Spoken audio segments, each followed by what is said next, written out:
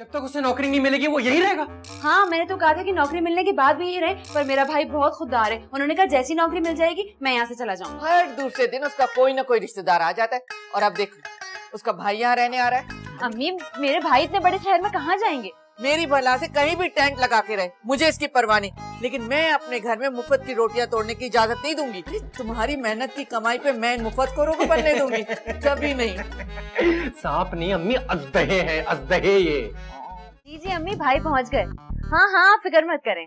हाँ शाजिया, अम्मी, मैं बाद में बात करती अपने भाई को बता दो कि यह हमारा घर है, कोई मेहमान खाना नहीं है। हूँ। ये बात तो उनको पता है?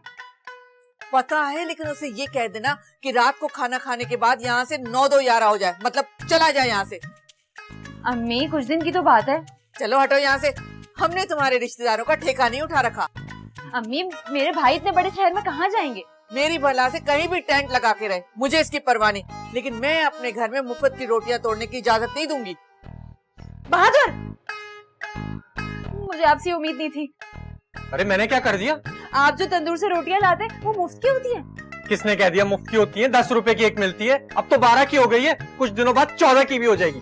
अरे चुप करो तुम, और सुनो, मेरे साथ ये ड्रामे खेलने की जरूरत नहीं है, बात घुमाने की कोशिश नहीं करो। देखो मैंने जो कहा है ना वही करो, अपने भाई को यहाँ से रवाना करो, वरना मैं धक्के देके निकालूंगी।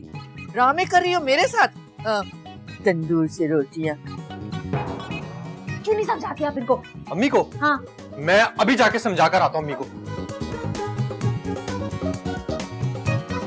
हाँ अम्मी, हाँ, नहीं नहीं कुछ नहीं, वो बहादुर थे। हाँ हाँ हाँ, सब खैरियत, सब खैरियत, सब ठीक।